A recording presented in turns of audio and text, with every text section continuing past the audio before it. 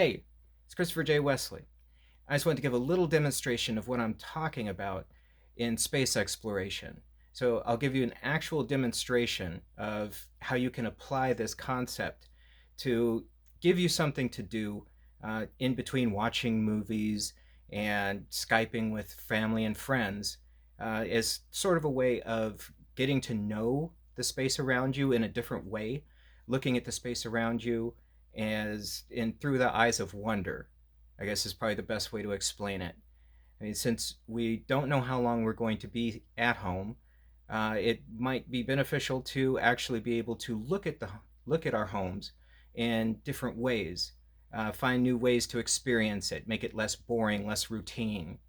So, what I'm going to do is I'm going to start very small and give you just a real quick idea of how I approach this. So you don't need fancy gear. I'm actually going to use my previous phone to demonstrate taking photos. So you don't need anything fancy, just your own cell phone. So we're going to start small. I'm going to just take a small area of my studio and look at that through new eyes. So I'm going to adjust you a little bit. So today we're going to focus on just this little area of my work studio. So usually when I'm sitting here, I'm really focused on whatever it is I'm trying to accomplish. And as you can see, it's a mess because I grab the things that I need to do the stuff I'm trying to do. And when I'm done with that, I usually don't have enough energy to get to anything else like, cleaning. That's a separate project. So what I'm going to do is I'm going to first start with my mixing board. So normally I'm looking at it, just down, and I'm just messing with faders to control the volume and knobs to mess with the EQ. To look at this through eyes of wonder, what I'm going to do is move my phone in ways that I would not normally look at the mixer. So I'm relatively happy with this shot. And that's like rule number one. You don't need to be perfect. You just want to start getting shots, start getting an idea of what's working and what's not. So first, get the shots, no judgment. So I kind of like this. And, mess with the focus.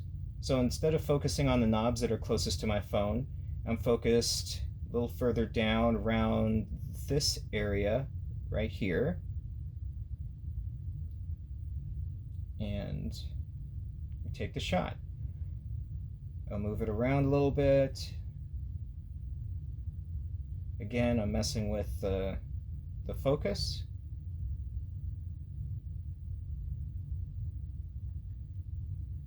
Try some different angles.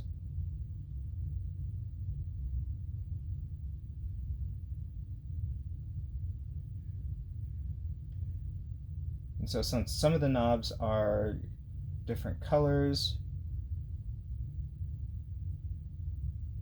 Try and make that something.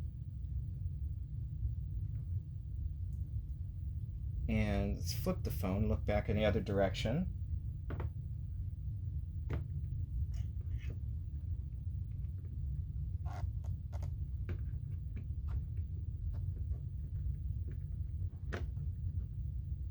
Seemed simple when I first had the idea. All right, finally, I got you in here. I don't necessarily want me in it, but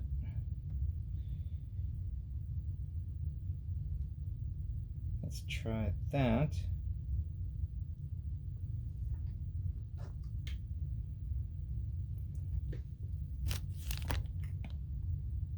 And I'm going to move on.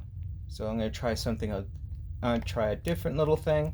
I'm going to focus on this little statuette that my wife got me for one Valentine's Day. So this little guy, he's sitting down reading a book, sitting on books with a book in front of him, because, well, I've always been an avid book reader.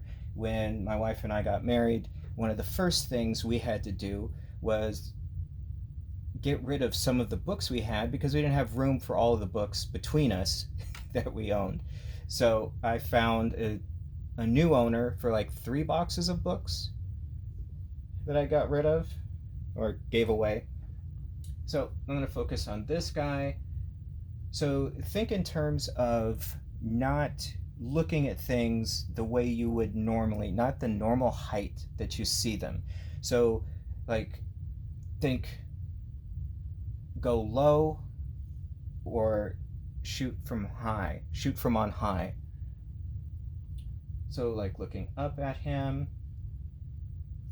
Normally, it's one if you're shooting up, since this is a figure, we're going to think in terms of how you would shoot a human.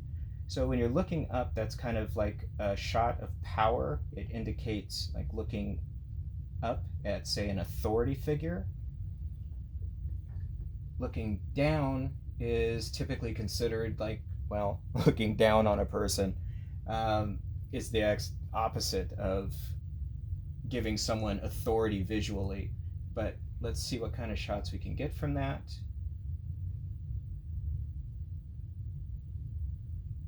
We'll go portrait as well as landscape.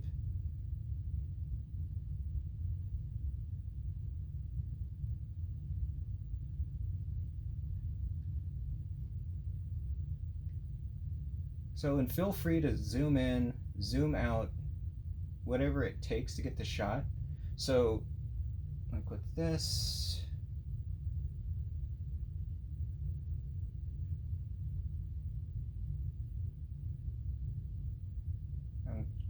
like framing the book using his legs. That was a thought.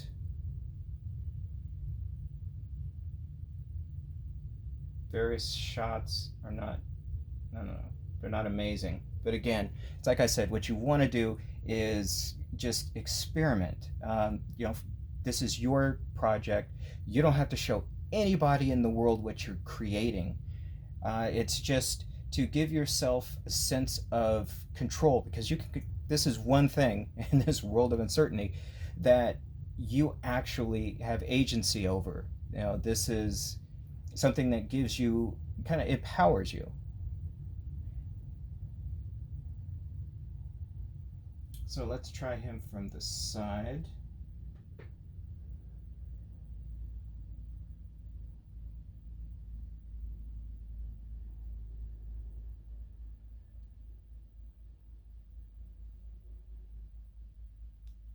And I'm catching. So, and the other thing is, feel free to stage what you're doing. So if you're trying to get a shot, it doesn't have to be exactly the way that room looks. In some cases, I actually turn it into, while staging, I actually get some cleaning done.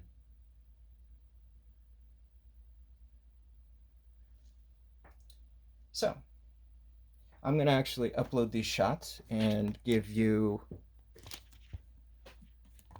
an opportunity to see what it is I took photos of.